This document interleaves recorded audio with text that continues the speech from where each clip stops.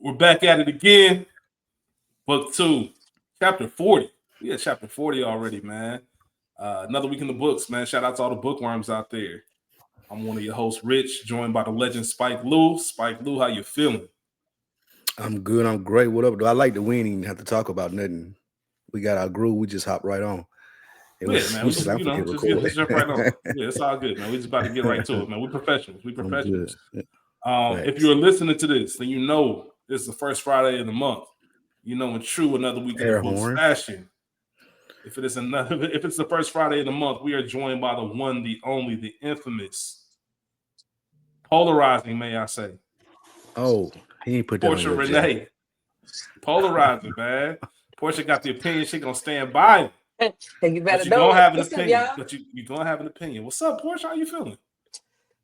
I'm great. Life is great. Adulting has been real good to me lately. I feel that, man. We were just talking before we started recording. You went to Breezy Bowl, right?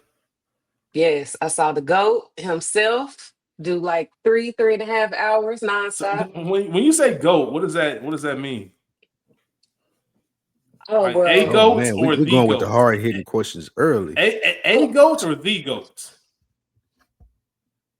Behind James Brown, the GOAT. You know how I feel about Michael Jackson. So. I'm about to say, I know how you feel about Mike. We ain't even gonna go there. I ain't even about to. Yeah. That's still insane. I feel like Mike is great, but I just don't think he can sing. And you know, it's a thing, whatever. But I do think Chris Brown is up there. Do Chris Brown got a Confessions?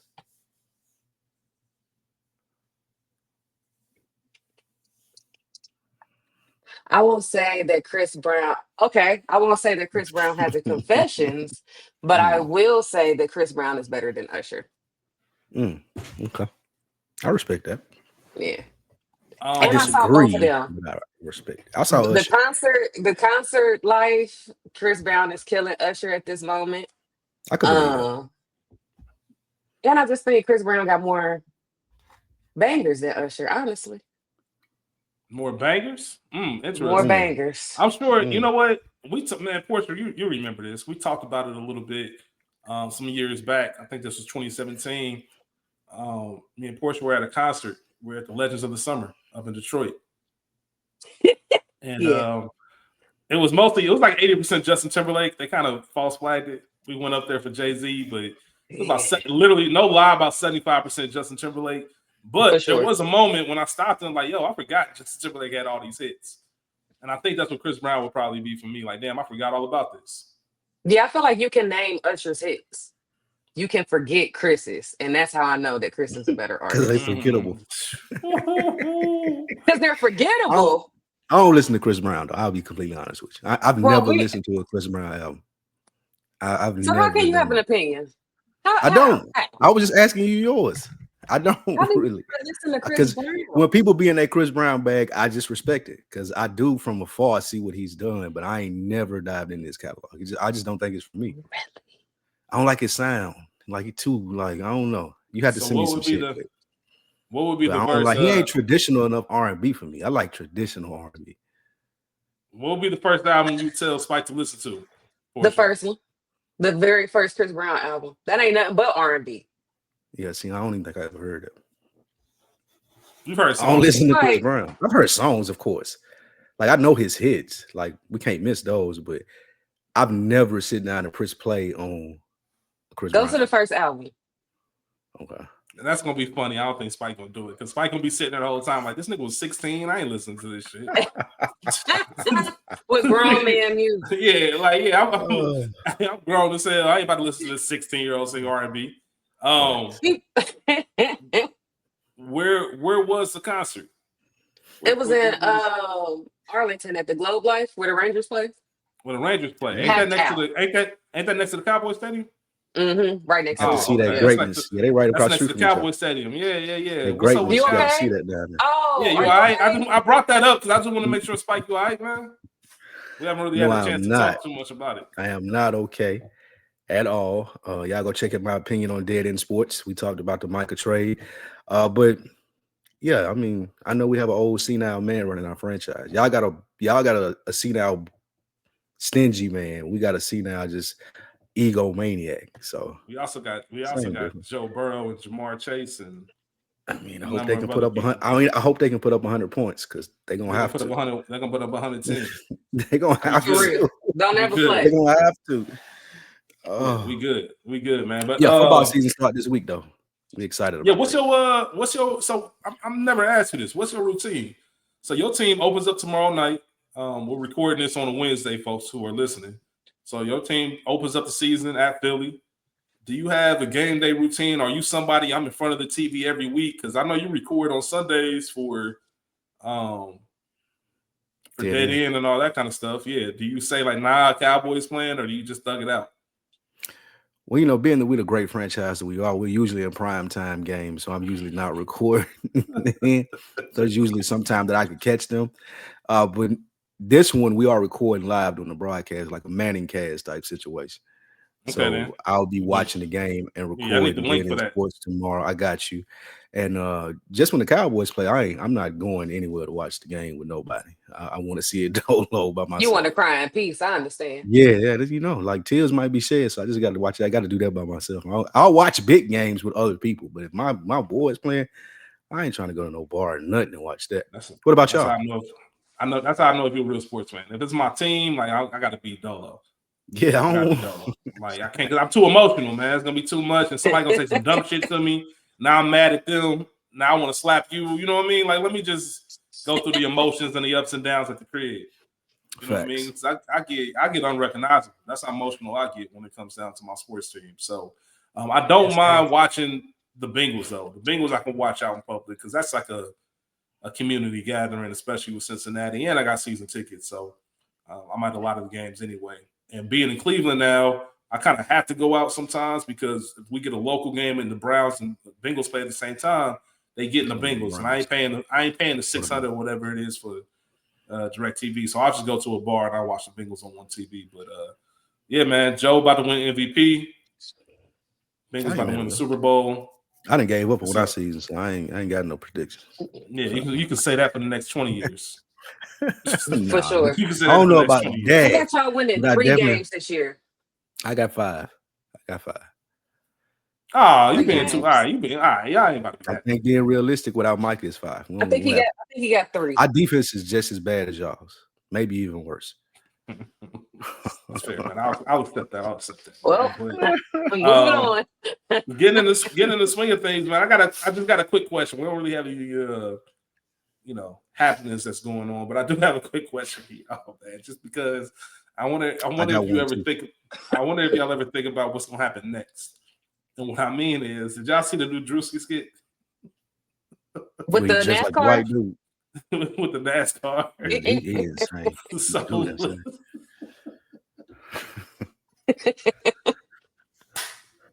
That's how I knew Drewski grew up with real white boys. Like them backwood white boys. You can't come in or come on. So that's the second time he's done that, right? He ruffles some feathers the first time. He did the white dude from the hood.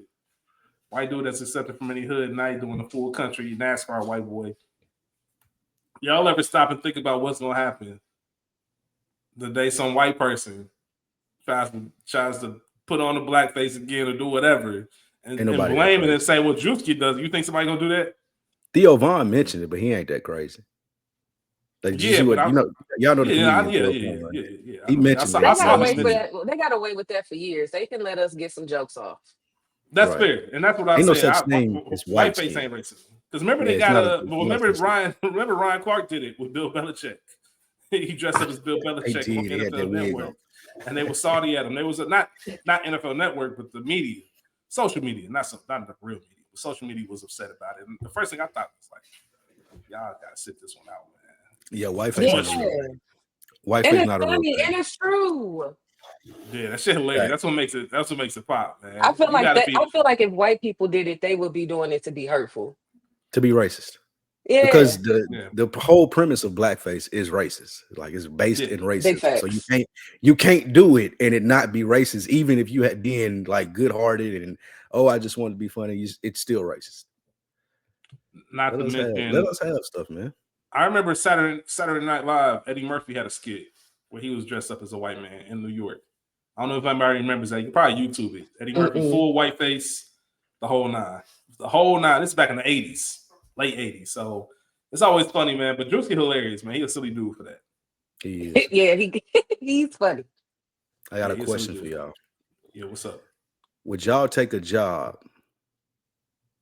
if you knew your ex worked there and you were in a new relationship?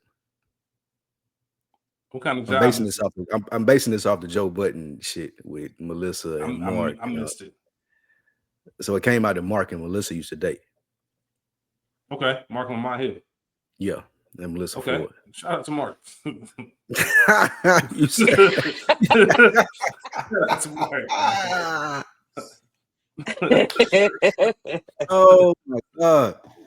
That was the shadiest shout out ever, first of all.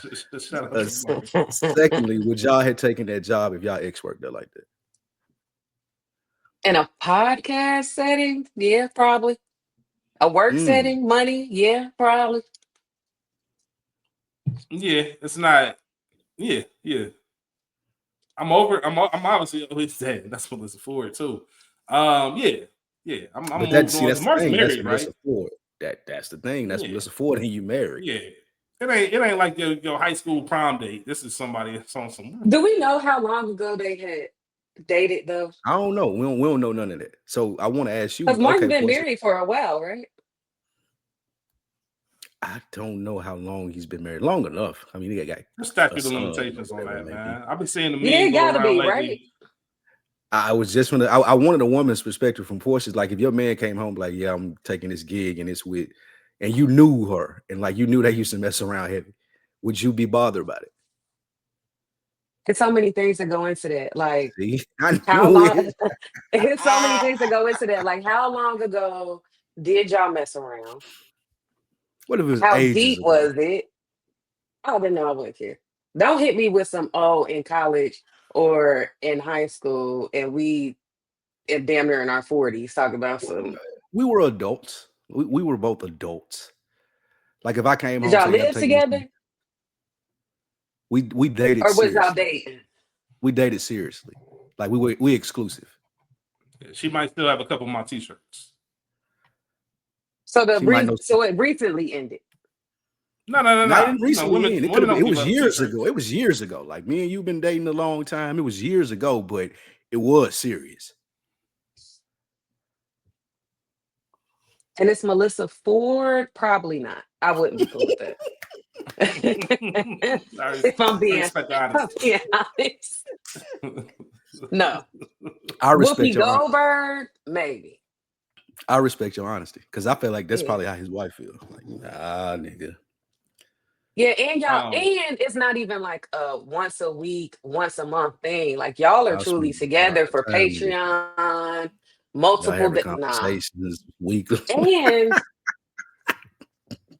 you have a reputation of, I don't know if it's true or not, but a reputation of being the definition of a video vixen. So yeah. But you also, this is very unique though. You also have the benefit of seeing the interaction. Like, they work in a job where it ain't like they work in a factory somewhere. You are able to see on camera like what kind of body language there is. Are you flirting too much? Are you defending her too much? That's cool, but you can still get a little bit of the vibe. Defend a lot. But that's a gift and a curse too, though, because now you might see something on camera that look different, and you wondering like what they like off camera. Like, y'all look too giggly, like look too goop, like, you know what I'm saying? So I feel like that could be a gift and a curse. And the guys do make a lot of jokes with Mark and Melissa. Yeah, no, that went. Nah, I take my answer. If you was the wife, am I taking the job? No. If your girl was the one in that position. Oh. Huh. I mean, she could take it long as she felt like she could handle it, and wasn't putting herself on me. What the fuck? Long as she wasn't putting herself on me in no type of situation where neither one of us look crazy. All right, so isn't it worse if she say how? What isn't it worse if she say I can't take this job because I don't think I can handle it? think I'm gonna fuck that the nigga. tad bit worse. Hey, yeah, that's a I'm little bit worse. That's gonna tell me a lot too. That's gonna tell me a lot too far as our future. So yeah. I'm gonna let her. I'm gonna give her her own rope. Yeah, I ain't gonna. I wouldn't block her from doing it. But if she felt like that she could do it, and she knew me, and she knew how I look at stuff, and we were that locked in, go ahead and take it. But take it under the premise of I'm still gonna be me. I ain't shooting no bail. I ain't giving no flyers. If I see something that look crazy, I'm gonna say something. So take it under that premise, not the premise of I expect you to be forgiving because it's a podcast. So yeah, if you want to, real. with that being said, take it. That would be my lead into it. I'm a strong believer that once people start telling each other no, or once people start telling each other what they can and can't do, that's usually the start of the end of a relationship. Facts. There's some resentment that probably comes. A discussion is one thing. For men more so than women. Yeah. Hold on, wait. What do you mean no? Like a no, not no, like what you can and can't. No, what I'm saying is in general, right? Once the line is drawn as far as you can do this, you can't do this. Like, let's use this scenario. If a man or a woman, their partner comes to them and they say, yo, I really want to do this. This is an opportunity. And the partner says, nah, you can't do that. I ain't with that. And they respect it and say, all right, I ain't gonna do it. There's still that little bit of resentment that's starting to build. It's growing from that point because now there's certain things that I really want to do that I can't do out of respect of another motherfucker. And yes, it's a relationship, and yes, you're supposed to make these decisions and build together, and you want to respect it. But there's a little bit in the back of your mind said, man, how much do I like this person? I could be doing it. Because it's not like we working at the chip factory. Like, this is a big time opportunity, and that's another thing that goes into this conversation. I think if it's something minor, it's like whatever. Like, all right, I got other options. I can do 10 of that. You can't just get phone calls from the JBP and say we want you as a host. Like, that's a rare opportunity and a big time thing. You can't. I would feel bad as a man telling my girl, like, no, you can't do that. That sounds crazy. Like, that's a once in a lifetime. I won't say once in a lifetime, but shit, a very rare opportunity that you have. Yeah, rare opportunity that you have. Like, who am I to stand in the way of that?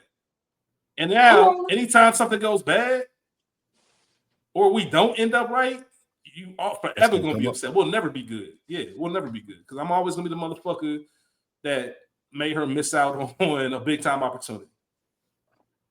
Facts. All facts. Yeah, I should have drank. Once that starts, it's over. Yeah, it's over, man. So yeah, you can't, but you can definitely express your feelings and say, yo, I'm never going to tell you can't do something, but here's how I feel about this shit. And then that tells a lot, because maybe there's some insecurity there. Maybe there's some validation there. And nigga, I seen the way you talked about that nigga in your relationship. Fuck that. So I'm pulling up. I got to have a conversation with the nigga. Something like that. I don't think that's going to do it. So do you think that your partner should tell you? If a nigga come up and try to have a conversation with me, I'm going to try to fuck his girl just off GP. What? Because why are you coming up to me talking to me about this, bro? I wasn't even thinking about that. So you think that your partner should be open with who they have messed with?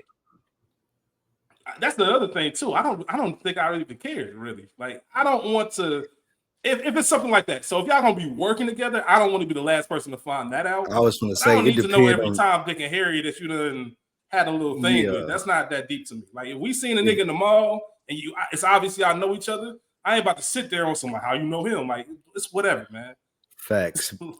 I agree 100%. Like, I don't need to know every nigga that know you in the restaurant we at or the spot that we went to or whatever it may be. But if you finna take a job with a nigga that's your ex and y'all spending that much time together, I would appreciate just so you know. Me and him had a little thing back in the day. I don't want it to be nothing. I'm just letting you know. So I'm being transparent. I would want to know that, and I would extend the same courtesy. Yeah, and ain't even no permission. But could it be looked at as you just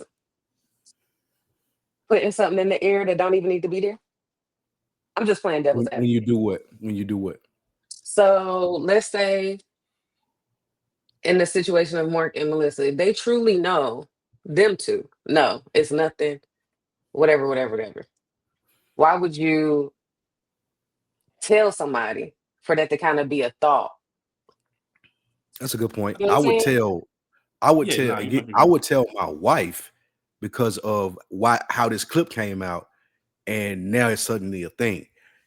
I wouldn't necessarily feel like telling. I ain't got to tell Joe and them.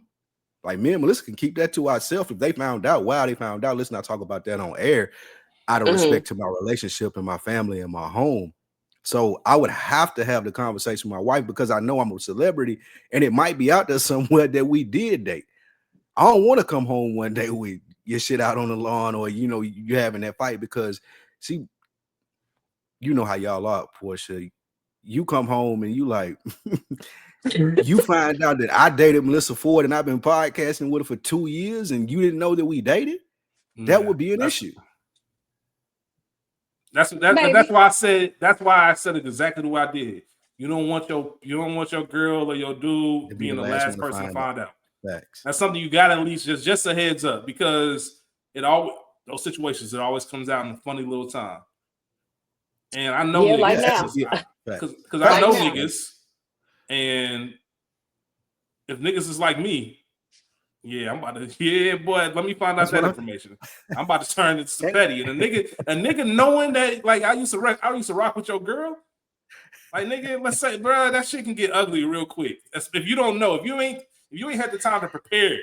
So now every little comment, every little look, every little smirk, what's up, the little handshake. What the nigga doing soul food? Call her Cola. Yeah, man, Cola. Yeah, what you mean Cola, bro? That's my wife, bro. You know what I'm saying? She'd make a brother want to scream. Like, nigga, that's why he got his ass beat. Because you playing with me in front of my face. I will smack the shit out of you right that's here. That's what I'm saying. Nah, listen, that's the same situation, right? Lim didn't have any idea that they used to get together, that they was together. No, he did, but he didn't know she put him up for that job. So that made him even more mad. I'm the last one to the party. And you go to that was a little wrong. And now you playing in my face. And best man. I gotta read about it in a book. Nigga, this is my wife. Not only that, you thought I was dumb enough that I wouldn't be able to put the pieces together. You thought I was so dumb that I wouldn't know that you was talking about fucking my wife. He was cold with it. And it would have been different, though. It would have been different. And I think he still would have fucked with her had they just told him up front. No, if he just wouldn't have said that in that book. Well, he didn't have to say that. She was going to hold it down. Yeah, he wild. Exactly. She was going to hold it down. I mean, that was her lottery ticket, though. Yeah, she was taking that to the grave. She never going to say nothing. So that was it. But he had to be this brainiac, smart writer nigga and go write about it. Yeah. So she should have been she should have got in front of that. Especially when she long story short, nah, I can't. I couldn't tell my partner, nah. But we might, if we need to have a talk, we'll have a talk. But a mature adult talk, not a not no crazy like, listen, this is how I really feel. Especially, and Portia made a good point. Depends on who the nigga is, man. If you talking about nigga, I don't know, Chuck D, like, nigga, what the fuck about that nigga up there at the job? Do what you gotta do to make that bread. You know what I'm saying? Yeah, it really depends. You telling me that you used to fuck with Idris Elba and y'all about to be working together. Like, we need to talk. Yeah. Yeah, you're gonna be working with Chris Brown. How strong is our relationship? Yeah, like, I'm working with Chris Brown. You're gonna have to. Boy, that's gotta be that's gotta be a Melissa moment. Ford thing. That's like, Mark's wife is beautiful, but again, that's Melissa Ford. She gotta be like, nah, hold up, though. Never mind, I'm not gonna say that. Yeah, man, it's just silly, man. It's just silly. Yeah, overall, you should know your relationship should be strong enough in it to where conversation needs to go. But when shit rocky, that's even worse. Y'all better be on some good ground. It's gonna hit real good ground. Real good. It probably was a rough 24 hours in the Lamont Hill house. Like, it was a rough 24 hours. Only because she found out later. Even if she knew, she probably knew. But just the fact that people were talking about it like that. Just the fact that people were talking about it like that, I feel like is. I'm a strong believer that, and it's probably messed up that I'm gonna say women, because women are more G than men. Women keep it more G than men, because men are very emotional in the same situation. So here's what I'm about to say. I feel like when women get cheated on, it's really not about the cheating. Like, just don't embarrass me. Once everybody else start finding out, and now I'm looked at a certain way. Like I said, men are mostly emotional. So if you cheat, it's gonna be over. The whole flip the city upside down, blah blah blah. But women really only get upset or really like take action once it's now I'm embarrassed. Like now you playing with my name and my face and stuff like that. So you damn skippy. To your point, Spike. It was probably like, I knew, but now everybody else know. Now motherfuckers in my DMs, and my mentions, making jokes. Shit ain't funny. Facts. I think men lead with ego more, so they can't stand the fact that girl was with another dude. Yeah. With a girl, it's more so she still fuck with you and she can understand you'd fuck up, but the fact that everybody else knowing I look stupid, That's right. Yeah. Did Rich freeze? I think he did. I hope he did. Oh, there you go. Right. What? You had a You kind of froze what's my man name? What's my man name in Congress? It's probably a good thing. Mitch McConnell. You had a Mitch McConnell for a second. Oh, damn. I said something wild, too, so it's probably a good thing that it didn't pick up. But Portia, man, we here First Fridays. Yes. Last time you were here, last month when you were here, you talked about, I was about to say Grand Rising. I know you hate that shit. Please, no. Talking about Mercury retrograde. Yeah. Sun, moon, and rising. Mercury being in retrograde. Spiking myself, had no idea about it. You told us to get you some information, such as, what time we were born. Got that information to you. And you got some information for us. So this is kind of like a follow-up to last week's episode. That have we met before? Spike and myself spent a lot of time just asking each other questions, getting to know each other a little bit better. Now we get to understand ourselves a little bit better based off your findings, Portia. So the floor is yours. I'll let you start when you need to. I am excited. So I'm going to start with you, Rick, because you took 2 pages. My guy, Spike, you are very much so cut and dry. And I'm not surprised by that at all. So I feel like if I go over Rich's first, it'll give like the audience a little bit more into what this is, and then we'll bust yours out real quick. So and then just for reference, I got a random text from Portia this afternoon. So like, OMG, Rich, I think I may convert you to believing a bit because damn it, you are who the stars say you are. So I'm interested. I've been thinking about that since 12:30 this afternoon. So let's get into it. Yes. Okay. So I want y'all to think of this since y'all are new to this. Y'all ever seen Inside Out or know the premise of the movie Inside Out? I know the premise of it. Like, is it the Feelings movie?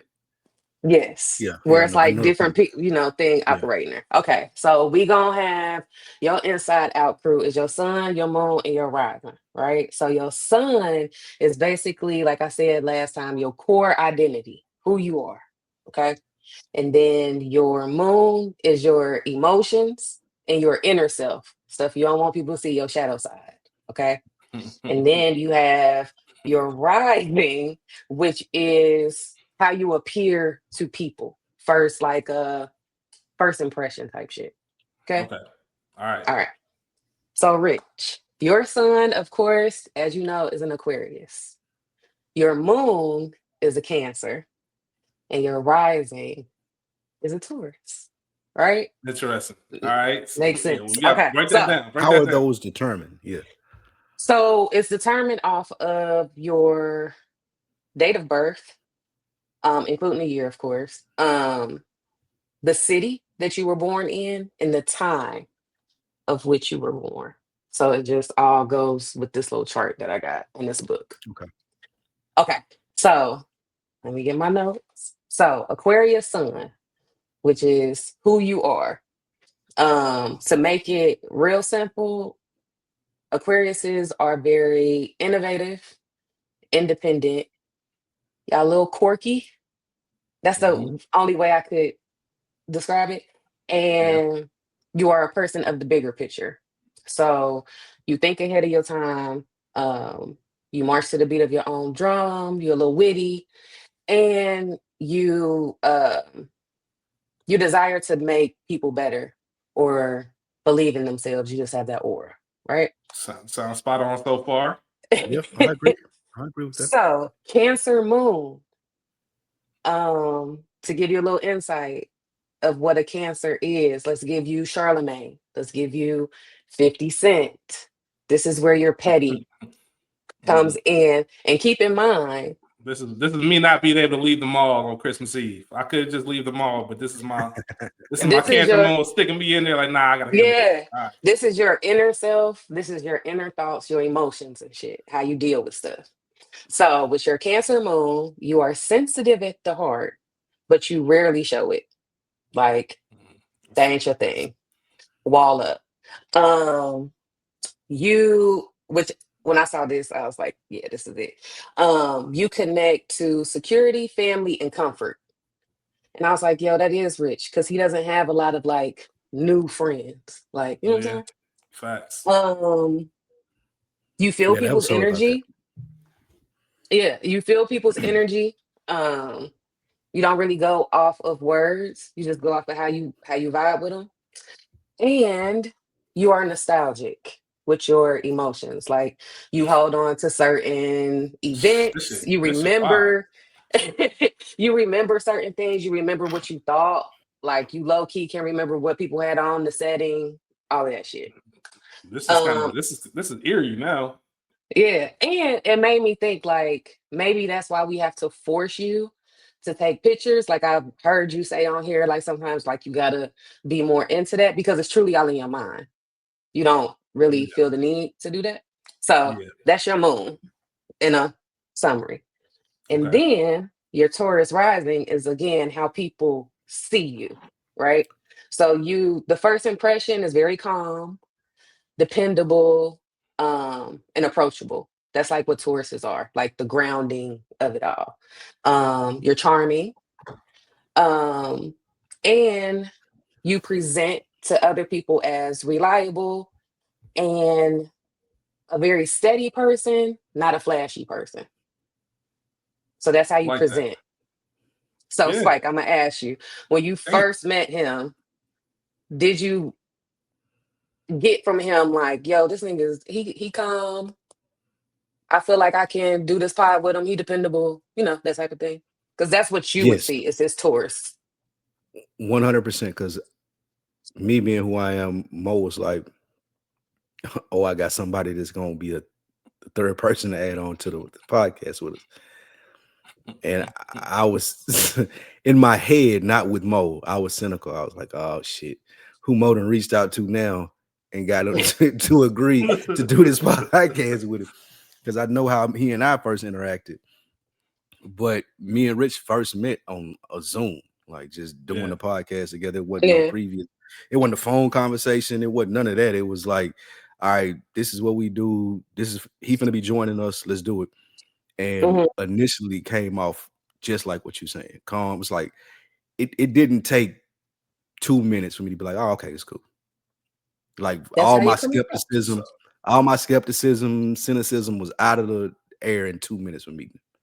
Yeah, that's what Tauruses do. Woo woo. Yeah. So, got some more for you. Okay, that ain't it. More. What do you think so far, Rich? It's 100. Like literally, there's not one. So last month when we talked about this, I made the comment about you can take a horoscope and like mix and match depending on your emotions. Sometimes I hear stuff like that or I'll read that and it's something that's a little bit off. Or like, I don't agree with that. Even some of the ChatGPT stuff, even as accurate as that was, it was like 98, 99%. So far, I haven't heard anything. The biggest one being, I'm not gonna let you know, but I can be a little sensitive. Like I can be like, damn, man, that hurt my feelings a little bit. You ain't never gonna know. Like, you know what I mean? I'm gonna keep that shit G. But it's also that internal shit that you just like, you know what? That it can be a good thing externally, but it can be a bad thing internally when it's time to actually express things and be open and tell people, like, yo, something you just did just bothered me or hurt me or whatever the case is. So that's a telling thing. Yeah, it's funny that you say that because that's why I said like Charlemagne or 50 Cent is the example, because they are Cancer sons. So they have no problem being petty, telling you the emotions. Like 50 Cent, you may not know if he's sad or he mad, but you always gonna know when he bothered. Like he don't have no problem expressing that. You, however, because it is your moon, you kind of hide that a little bit. So that's kind of like the difference of the different placements. You know what I'm saying? Nah, that makes sense. You're breaking it down very well too. Before you know what I'm saying? I'm yeah, you're breaking it down very well. Your strengths. So your Taurus rising basically keeps your Aquarius sun. Okay, so which you have an Aquarius sun, you have kind of like wild ideas, like you always have ideas, but your Taurus rising kind of keeps that, like going back to the inside out thing, right? Aquarius wants to just do whatever comes into the mind. But Taurus is over there like, okay, but let's make it realistic. Let's make it achievable. So that kind of balance you out a little bit. So you can still have your ideas and be creative, but be realistic in the outcome or whatever. Your Cancer moon adds sensitivity and empathy so that you feel people's needs. Taurus rising. Hold on real quick. What? That's probably the part of me. Going back to last episode, we had all three of us together when we talked about masculinity. I think that's the part of me that holds that room for other ideas. Like, hey, I don't believe in this, but I'm not going to stop. You know, if you believe in that, then that's cool. What you just described, I think that's where I get that from. Because if I told most of just my personal views, you could. Jesus. Okay, I'm back. If I told most of my personal views, it'd be a completely different thing other than, you know what, this is how I feel. But I want to make, some people don't give a fuck. I mean, fuck them, what I say is right. And I'm like, you know what, I'll hold space for that. So that's interesting that you said that. My bad, keep going. No, you did. I'm glad that it's resonating. That means I did this right. Okay, so your Taurus rising means that you are outwardly reliable, and your Cancer moon makes you inwardly caring. So with those two getting together, you're just basically some people, like someone that people automatically trust. You don't have a lot of people that be like, yeah, fuck nigga, you know what I'm saying? Or you know what I'm saying? Like you're a trustworthy person. Spike Lou. Real quick. Yeah. Last week, I told Spike Lou, I've been a groomsman in 7 weddings. Crazy. Yeah, he did say that. That's insane. So that just made me think, like, damn, I'm trustworthy enough for niggas to be like, nah, you mean enough to want you stand next to me on this day. Yeah. This is kind of mind blowing. I ain't gonna hold you. And then of course, because 2 of your signs, Taurus and Cancer, are those two, like Taurus and Cancers make great friends together because they are both very fixed on being loyal, and you have both of those in your chart, in your big 3. So basically you're fixed on loyalty and you always have long-term relationships, whether it's friends, you know, whenever you do get into a relationship, you know, y'all stay cool, connected some type of way. Even my situationships is long. There you go. Threw that shade. You threw some shade in there. Whenever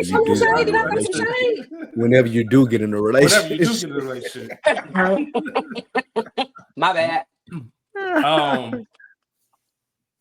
Okay. All right. I got some more for your ass. Yeah. You got some more? All right, I did this for all of y'all. I did this for both of y'all because, you know, this is my shit. And I be wanting to let people know, like, I don't be just on some woo-woo shit. Like, this really be working. Okay. So your challenges, Rich, as an Aquarius sun, and this is why I was smiling so hard earlier in the pod when you was talking about the boyfriend being at the job thing, because this okay, so Aquarius sun seeks independence and detachment, but this is where it gets tricky because your Cancer moon craves closeness. So on one end, you want to be free. Yeah. But at the other end, you do kind of want somebody, right? Yeah, I get that. The Taurus and the Cancer together, you love security and familiar. I can never say this word. Familiarity. Come on. Thank you. And that clashes with your Aquarius, with your love of change. That's your problem. Like on one end, you want to be secure. On the other end, you want to be free. And then I relate to you on this because your Taurus is really calm, in a sense, and your Aquarius is cool, like you a suave dude. But your Cancer side, you really like to feel. So you come across as guarded, And it makes it difficult for people to really know how you feel because you display as cool. Your Aquarius is just relaxed, but your shadow self, like you really be giving a fuck. But don't nobody know that. So that's one thing. So, oh, and that also goes with another challenge of yours is that you can be moody. Um, because your Cancer emotions might take over in a situation, and because you don't like to express that, once you get overwhelmed as an Aquarius, you just kind of shut down and you just be like, fuck it.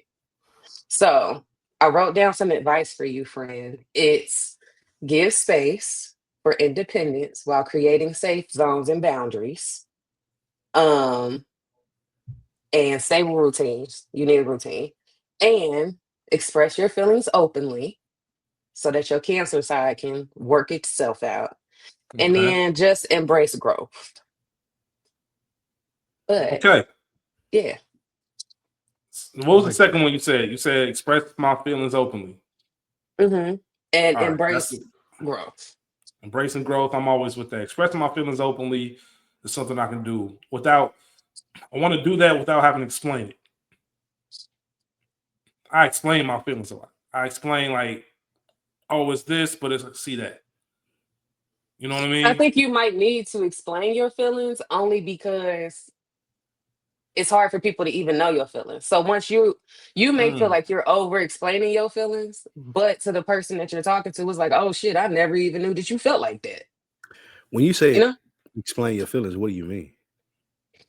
Like, you ain't got to write no 4-page letter, but if you feel something, instead of just, okay, if I do something to piss Rich off, according to his chart, he'll be in his mind like, Portia just did some fuck shit, cussing me out.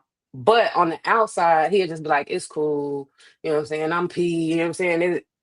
It'll blow over. It's cool. I ain't really even bothered. But resentment can build up from that. But you just not saying like, hey, P, I don't like that you did that. You know? Gotcha. Okay. I think a lot of that you feel like you do has that? to do with, well, it depends on relationship. Like if I know you, when I have trust in who you are, and I know that's an exception, not the rule, then it's probably easier for me to be like, you know, that's whatever. If it's a habit or something, nah, we gotta correct that. Or if you're not even that comfortable, like you're not even qualified to even joke with me, talk to me in that way, we're gonna shut that shit down right away. But yeah, if I'm close to you, like you get a much longer leash as far as like just what I tolerate. Because my main button is disrespect. So there's a lot of shit that your friend can get off on a joke, as long as it's like, hold on, man, I ain't feel like no joke. Mm-hmm. But if it's one of those things where, or if it's all the way out of pocket, nah, bro. What you want? What are we doing? Like, we need to talk. And that makes sense because it does in your chart. It shows that you are very loyal. So that explains like, hey, if I know you and I done let my guard down, I give you a little leash. But it also shows don't fucking play with me because you don't know me like that. Like that's in your stars, right? Yeah, we can joke and laugh, but you better be able to joke and laugh. Now I'm gonna go to Spike, and then I'm gonna do what I did for you, but I did also do love and relationships and what you need in a partner and your fuck nigga traits too, just to keep it fun. Are you gonna do you gonna do mine for those? I'm about to do yours. I'm about to do your sun, moon, rising, and your strength and your challenges. Okay. But I'm telling you, Spike, it's gonna be 5 seconds. I feel like you already know this. Yours. Okay. So your sun is a Sag. Your moon is a Sag, which made that very easy. And your rising is a Scorpio. So basically you are a Sagittarius to the core. You're a truth seeker, spontaneous, freedom oriented. You have to have freedom, which makes all the sense in the world. My nigga don't even want to be forced to watch Love and Hip Hop. So freedom oriented. But your rising, which is again how you come off. You come off as mysterious, powerful, and kind of like deep, like like a real. You got a mysterious presence about yourself. Interesting. But I've been told that before. Many may first see you. Okay, this for you, Rich. So when you first met Spike, what I'm gathering from his chart that most people notice intensity in his presence, but once they kind of like get to talk to you and find out who you are, they find out that you're fun and you're curious and you have like a philosophical spirit. But at first, it's just like, do this nigga smile. So it's interesting. It's interesting because I feel like I knew Spike before I met Spike because I was listening to him on Good Earners. I think that was the only thing I listened to. Then I started listening to Book One. I wasn't even hip to On Deck or Dead End or anything like that. Those are only two things I knew you from. I knew you did On Deck, but I hadn't listened at that point. So this is very early on in that case. And I remember right away being like, damn, I relate to this nigga a lot. It's kind of crazy. Me and this niggas definitely had the same life experiences. Not only have we had the same life experiences, we reacted to the same situations similarly. But I do remember the first time meeting Spike, realizing like this nigga has no idea, like the same way I've listened to him, there's no way this nigga's ever listened to me. Like I'm just some nigga that Mo told him about. And it's not a bad thing. You just pick up on that. He had no idea who I was. I was a nigga that Mo said was joining us for the pod. Even the one. So the funny thing about this is, before I became a regular on Good Earners, this is all happened to Good Earners when we discussed Sopranos. I had done a couple guest spots when Spike was busy. So before I was even a full time, I'd done like 2 episodes. And I knew for a fact Spike never listened to those 2 episodes. I knew for a fact. I just knew it. So there was a little bit of that. You talk about that mystique and that like mystery. There was a little bit of like, damn, did this nigga? I really can't get a feel on what this nigga's vibe is right now. Does he feel the way that I'm here? And then once we started hitting play, man, we realized like, oh, this nigga hilarious. Everything that I had listened to and got from audio, I was experiencing in real time, and we bounced each other off. And ever since then, it's just been, you know what I'm saying? It's been up from there. I ain't listened to anything. You right? He absolutely. I knew for a fact. I'm like, Spike, I've been on 2 episodes, and I don't think Spike listened to 1 second of either one. He has no idea who I am. But that's Spike Lou. That's the perfect Spike Lou introduction. That's Spike Lou. I don't. And another thing is, here's the thing too. I'm not a fan. Like, I'm not saying that on some too cool shit, but even when I met celebrities before, I don't fan out over shit. You a regular person. You know what I mean? So I like Spike Lee work. So a little bit of me like, damn, I fuck with this nigga work. Like, so I don't normally feel that way. And there was that part of it too. Like, this nigga just like, who is this nigga recording this? So it made it even more funny. So yeah, man. Shout out to Spike Lee, man, my dog. That was a good breakdown. Right Big Spike. With that. So your strengths. Your Sag really, like I said, it takes over. So you don't have too many different layers, if that makes sense. But your Sag makes you adventurous and optimistic, and you love new experiences. Your Scorpio rising, people are naturally drawn to you. You're straightforward, honest, and it's more that Sag taking over your chart. Taking over your big 3 is more so. It's like what you see is what you get, fam. This is who I am. Spike definitely doesn't feel like a we'll see type of person. He's a no person. Like, ain't no, hey, Spike, you coming out later? Spike, nah, I'm not. It's 2 different type of people. 2 different type of people. The ones that say we'll see and the ones that say, hell nah, I'm cool. Hell nah. You know I'm not. Why you asking? Your Scorpio helps you. So it seems as though you can reinvent yourself at any moment, and you can always bounce back from like obstacles, and you always seem to like learn the lesson, overcome it, do better. And you think of the big picture majority of the time. Your challenges. The Sag in you. You get bored quick if it's too routine. You're very blunt. And your honesty can come off as rude or tactless a little bit. I've been told that before. You're very intense and guarded. You don't let people in easily. That's a Scorpio in you.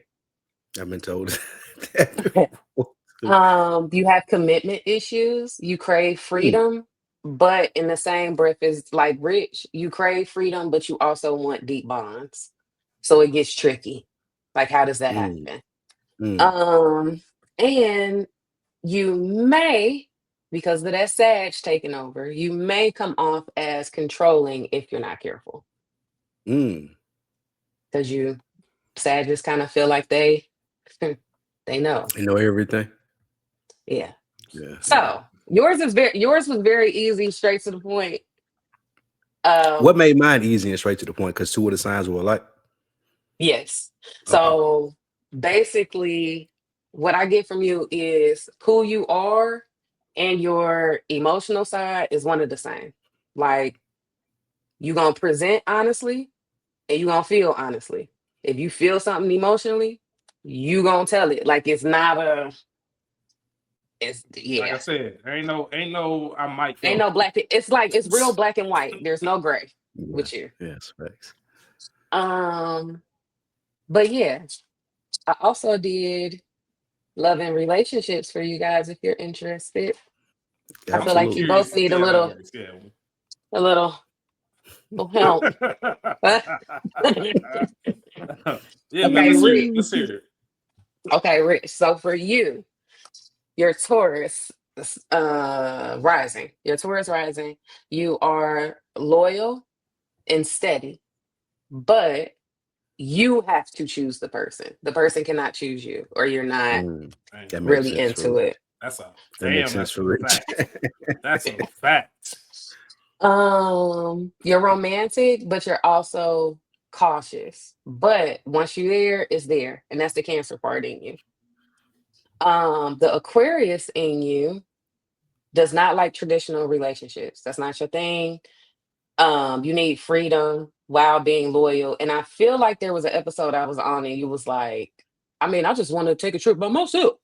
I don't want to have to tell you. Was that you? I don't think that was me, but it's like something I would. One of y'all said that y'all want to be in a relationship, but want to be able to take a trip by yourself and not include the girlfriend and all of that shit. I was thinking it was you. Me. But that's the Aquarius in you. And then you are a protector. What you need in a partner, the Cancer in you needs reassurance, loyalty, and emotional consistency. The Taurus in you, going back to you have to choose the person. You want someone who does not rush. Like, you need to feel comfortable first. You need to pick how that flows. But be careful because it could be mistaken as boring or indecisive. And then your Cancer in Aquarius, you need someone who is not clingy or controlling, but close enough. And a partner you need a partner to understand that. Like, when you want to be left alone, when you want to be all up on them. And again, going back to that Taurus, everything is on your time though. Yeah, that's usually the messed up part.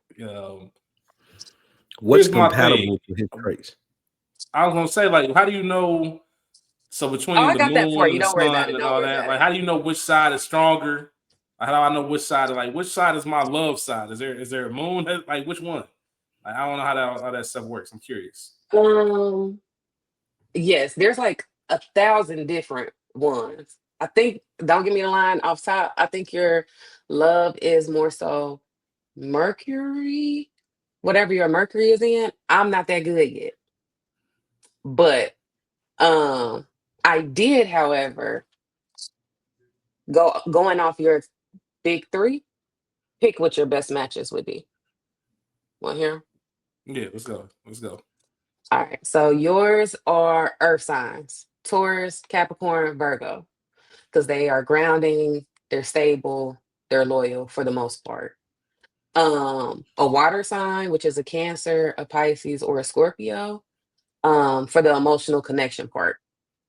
And an air sign, which is Gemini, Libra, or Aquarius, um, because they also enjoy freedom and mental stimulation. But take that with a grain of salt, because again, the big three matters, but just off a sun sign, you would probably basically want to stay away from fire. You wouldn't, I don't, it would be like a clash because y'all too What's much fire alike. signs? You, Sagittarius, Leo, Sagittarius, Leo. For some reason, I can't remember the other one off the top of my head. Scorpio? Okay. Where's that water? I don't know. But yeah. Spade. Oh, and your bestie matches? And I was trying to think of your crew that I knew, and I think some of them matched Aries, these. Leo, and Sagittarius. That's the fire signs. Aries, Leo, Aries, and yes, Sagittarius. thank you. Kyron, your best friend matches or like close friends matches would be Pisces, Virgo, Libra, Capricorn, and Gemini. Pisces, Virgo, Libra, Capricorn, and Gemini. Mm-hmm. Trying I'll to wait think. to give you your fuck nigga trade. I would Let's say go to Spike. I know Phil a Capricorn. I gotta look up everybody else's stuff like Virgo and all that stuff. Ain't Barks a Pisces? Barks is a Pisces. Virgo is August to September. Okay, then. Like that's all right. Some of that started to make sense. I gotta get that list again, but I'll get it from you. Yeah. So Spike, we definitely. I was running late, but I want to deep dive yours a little bit more because I don't know what we're gonna do with you. Oh man. So you need a partner who is adventurous and open-minded. That's the Sag in you. You need someone loyal and deep emotionally. You don't want surface level, but you don't want to feel trapped. So for that, your best matches would be a fire. Aries, Leo, Sag, yourself, Aquarius, Libra, or Gemini. You should stay away from, and I put this here just for you. You should truly stay away. I don't think I had to No, stay you away didn't. from section. I didn't give you the stay away from. You need to stay away from earth signs and a Cancer. Because earth signs, Taurus, Capricorn, Virgo, and then a Cancer. That's water, I think. But basically, these signs are really, they feed off the emotion and they feed off of stability and just being grounded. And you don't like that. Like you would feel, I feel like you would feel like a earth sign or a Cancer would be trying to tell you what to do. Would be trying to hold you back. You know what I'm saying? So I would stay away from that. But I do think you will be a great friend to an earth sign or a Cancer because they can kind of give you that balance of, yo, my nigga, you might want to sit down. Let's rethink this. But dating, it would just be a fight. But your best matches again are Aries, any fire sign, Aquarius, and Gemini. Okay. That makes sense. But what makes you a fuck nigga, Spike? Let's go into it. The only long-term relationship that I've been in was with a Gemini, so that tracks. How long was that? 6 years. Okay.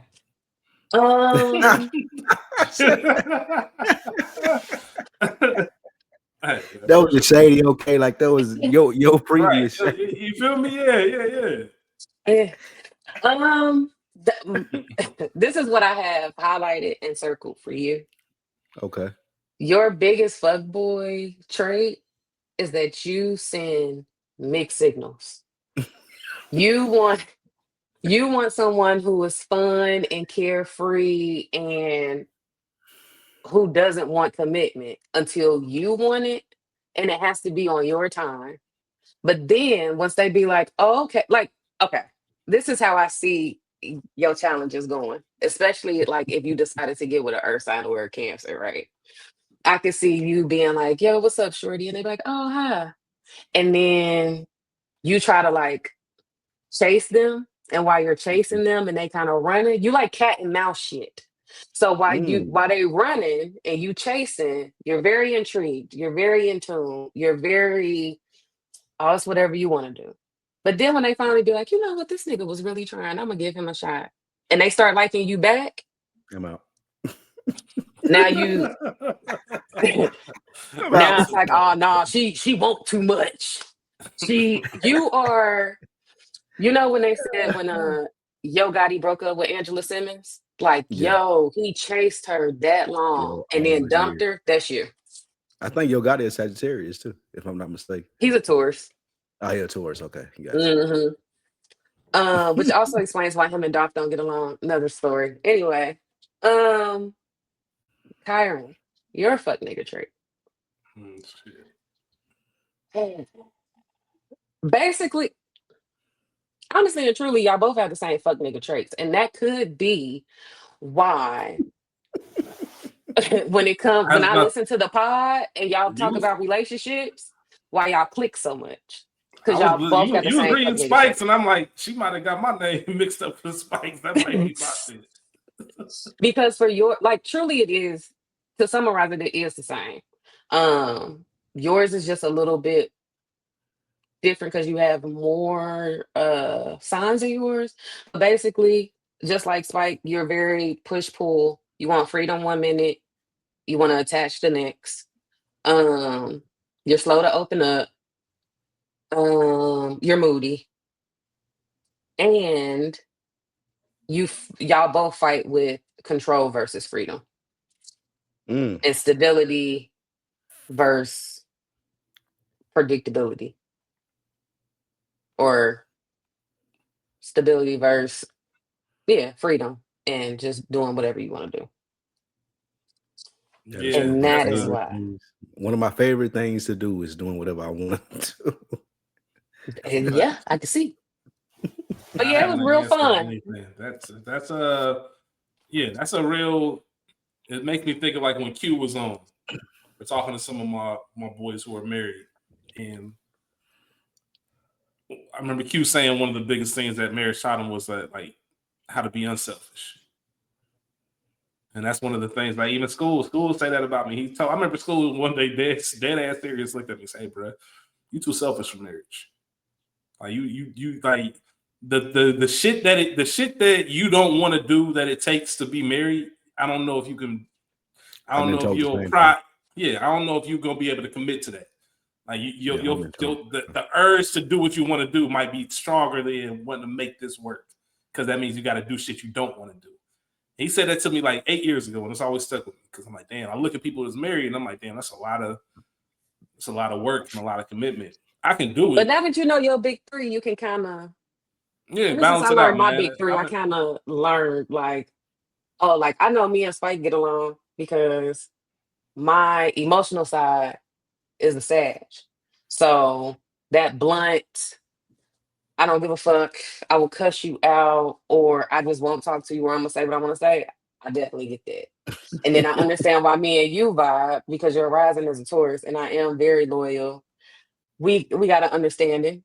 So I thought it was fun to find out like our charts kind of all intersect. I am a Taurus sun, a Sag moon, and a Leo rising. So highly misunderstood. I don't even understand myself sometimes with those three. That's a lot of different stuff going on. I think that was good. I was do very agree fascinating with because there's a lot of it's very spot on.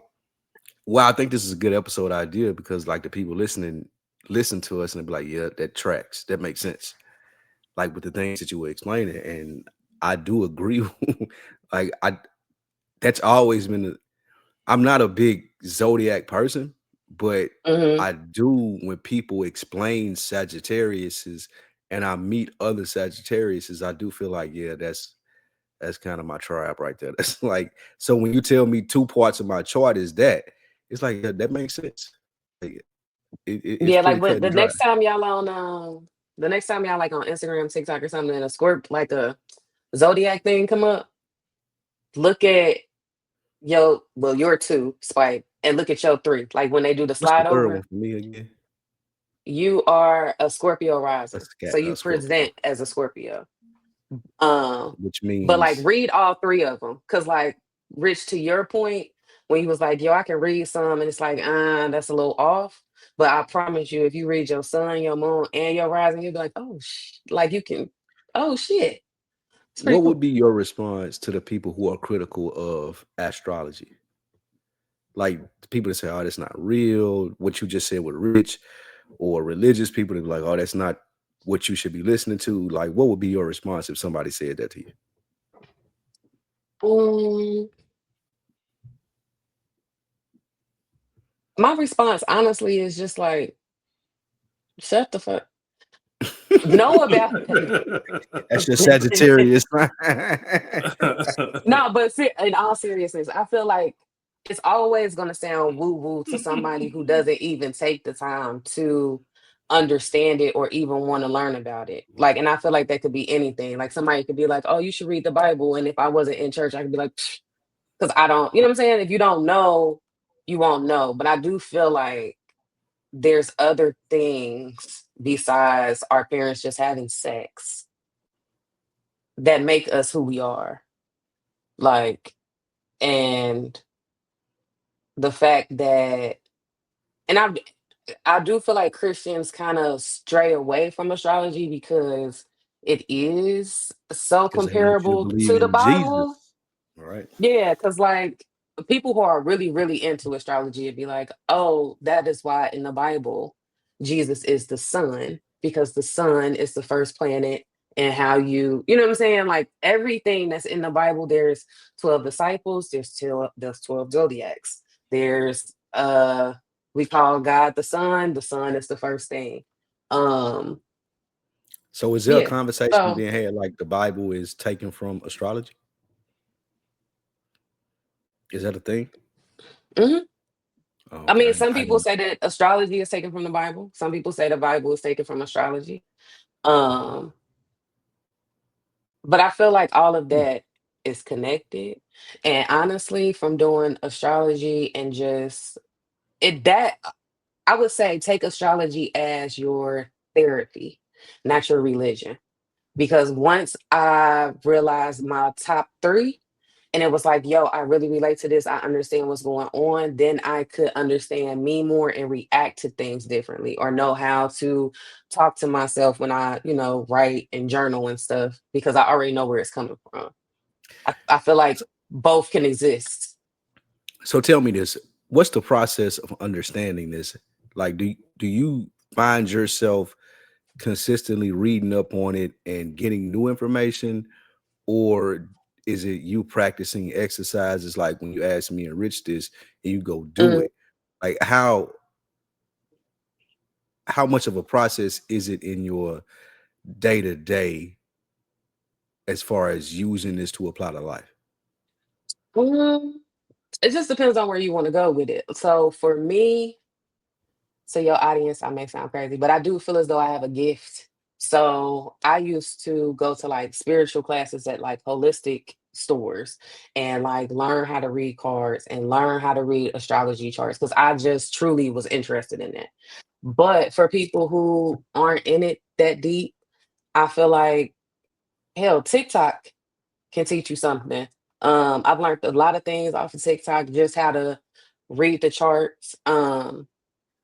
Instagram, Googling. How you will learn anything else, really. You know, Gotcha.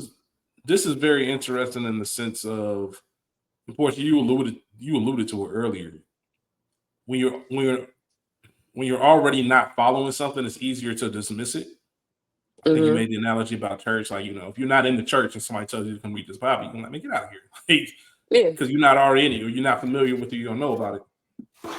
And I think it's the same thing when you look at other forms of, as a Christian, I can say, when people say the universe versus God, people will look at that like crazy. But there is a whole area and a whole belief, and you can even break this down from saying, that's like saying, because I'm a Baptist, that if you study, if you're a Buddhist, that you got the wrong one or something like that. They're all kind of rooted in the same thing. And to your point, it all just, I've heard of people like interpreting dreams and doing all these things, and it sounds odd until you know someone that does it, and it's like, oh, this is a real thing. Like, this is a real, like, this person wouldn't make this up. Like, they can interpret dreams, or I've seen them interpret dreams, or they interpreted my dreams, or you mentioned like the cards, reading cards. Like, I went to this tarot reader. Over there. I went to this tarot reader, and what they predicted came true, and all this other stuff. So it's almost like, okay, everybody's gonna believe what they want to. Yeah, go ahead. I guess the real question is, like, how do you feel like God talks to you? Do you feel like God can only talk to you one way? Like, some people God talk to in dreams, some people God talk to just when they just meditating or praying, because praying and meditating are essentially the same thing. So it's just kind of like, for Spike, to go back to your question of the church people and astrology and all of that, it's kind of like, if you're into church, which I am, you wouldn't limit how much or how God talks to you.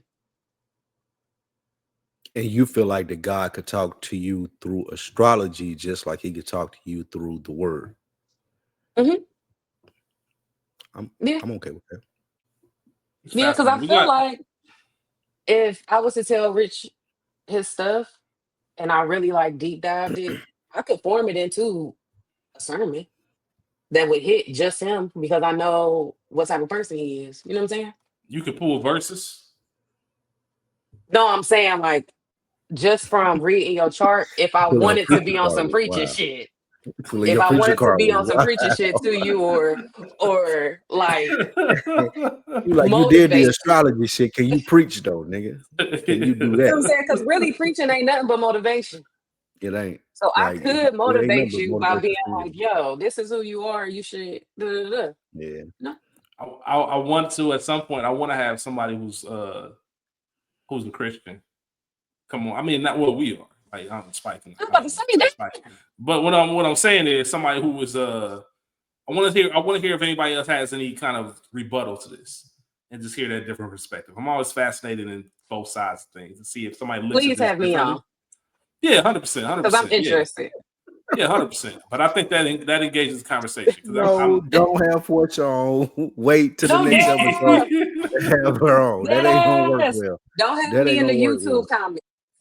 I want to be there. I bet, man. I know of a person that probably will disagree and say that this is different because they heavily studied in religion. So I do know that person. Because I got all the rebuttals. Let's go.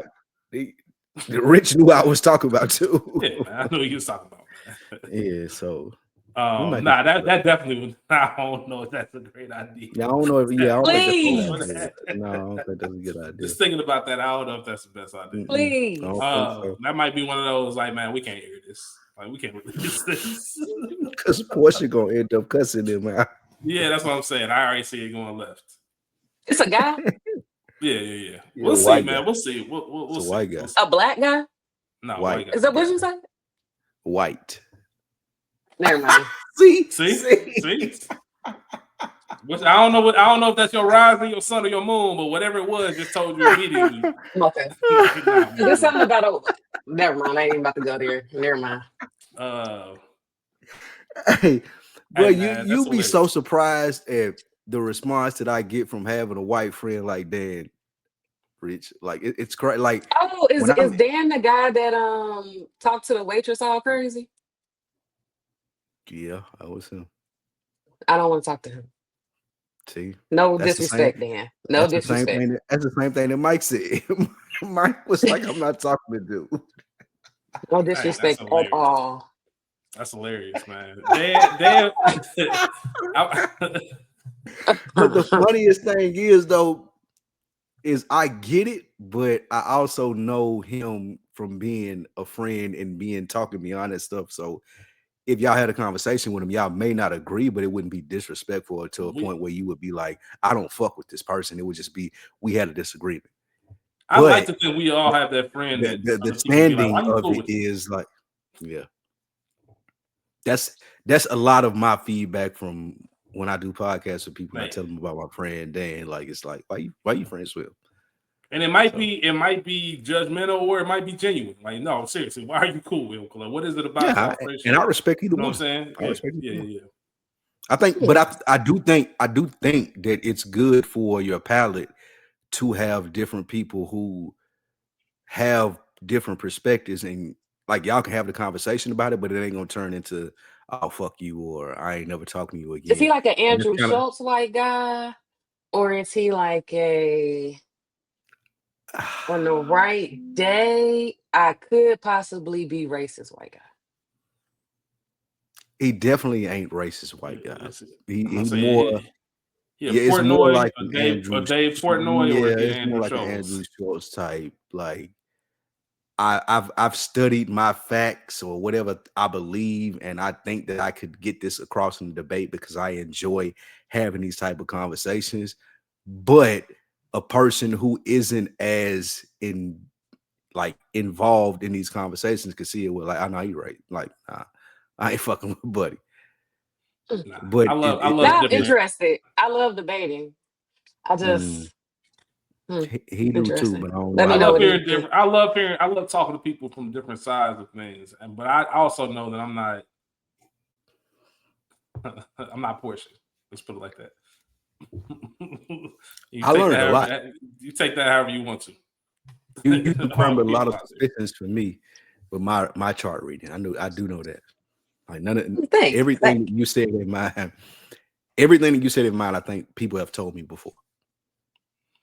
And I attribute it to traits or whatever it may be, but yeah, everything that you told me, people have said that before. Very fascinating. I'm glad I got some clarity. I'm actually shocked. I need to do a little bit more studying on like just everything really, and the relationship. I'm curious to know more about that stuff and like who you're friends with and all of it. But it was very fascinating about hearing about myself because it was very spot on.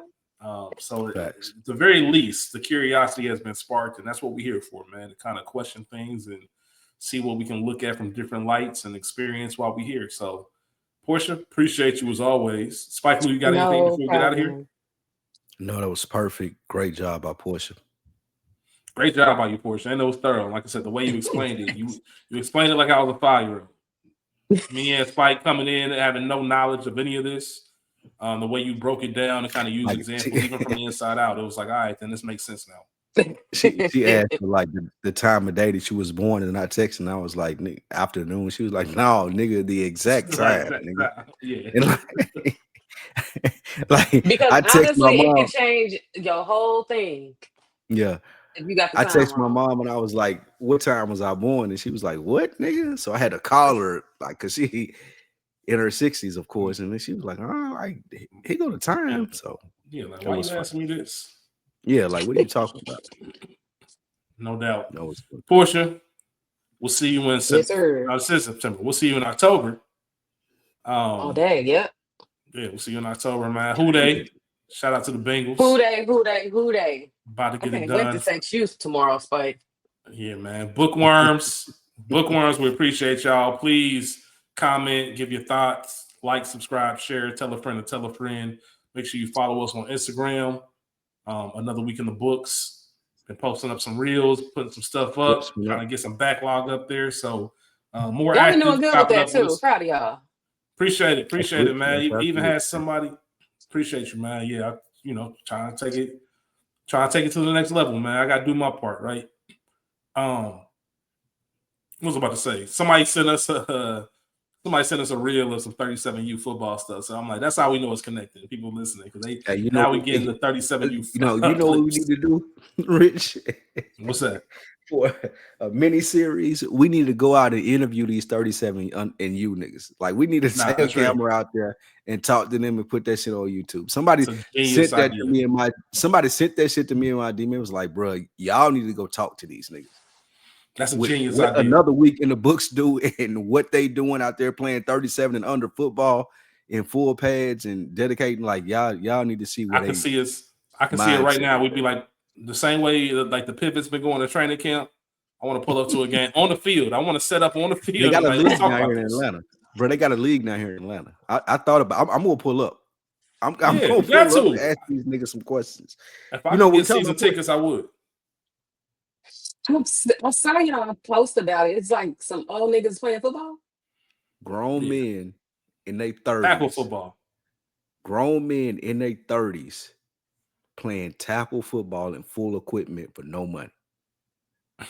It's the most the way he said for more money. For no money, it's crazy. What's wrong with that?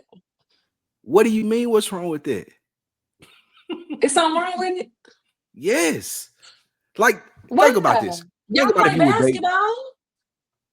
Tackle football is different.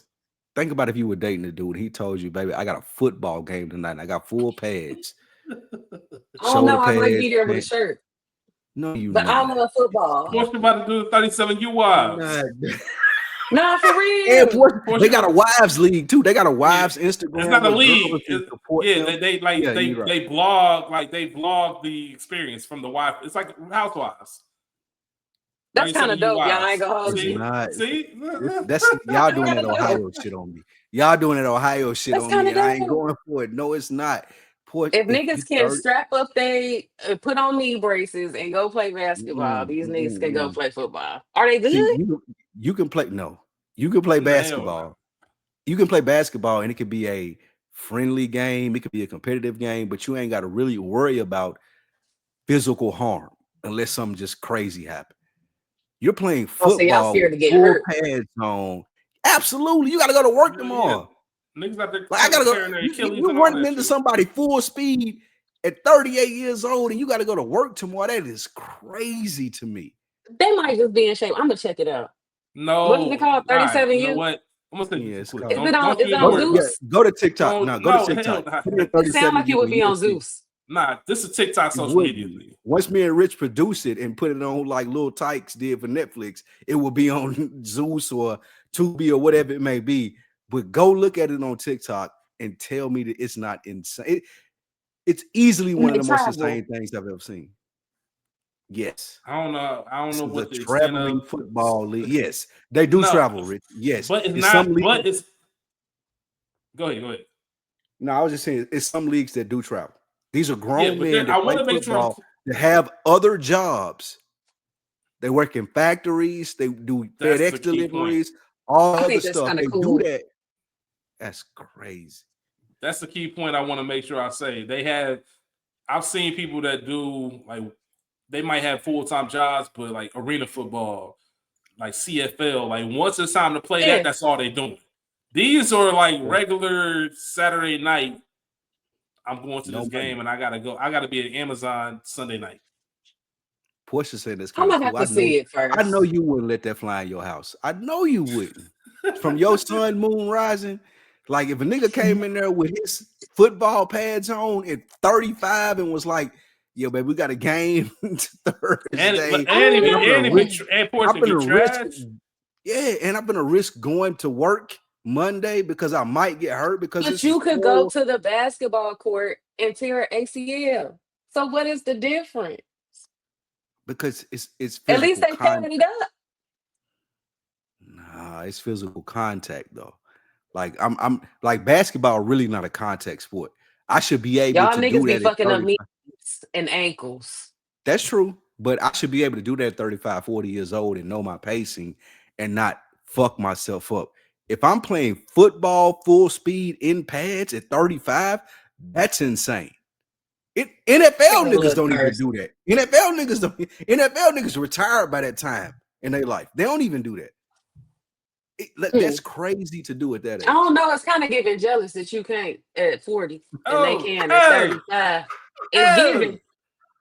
I wouldn't even try it. I coach them niggas. I tell them what to do, but I wouldn't even try that shit. That's no, funny. I'm check it out though. But as of right now, I gotta send you some clips. Seems kind of cool. You gotta see it. I'm entertained by it. But they are crazy for playing. Once you see the clips, you're gonna understand exactly what you mean. I told you I'm like, I need season tickets. This shit fried. It's entertaining. The Netflix show, all of that. We're gonna get it going. Rich, we're gonna interview some of them niggas. I'll come down to Atlanta. I think Cleveland. I think Cleveland got a team. I'm gonna interview the Atlanta niggas. You interview the Cleveland niggas, and we'll clip that shit up and put it on UT. Yeah, Cleveland got a team. It's starting to make sense. It's starting to make sense why y'all think it's corny. No, I'm just playing Cleveland. I'm just playing. I'm playing Cleveland. I'm playing. On that note, man, we out, man. Chapter 40, another one in the books. Let's get better this week. We'll be back next week for y'all. We out. Peace. You out.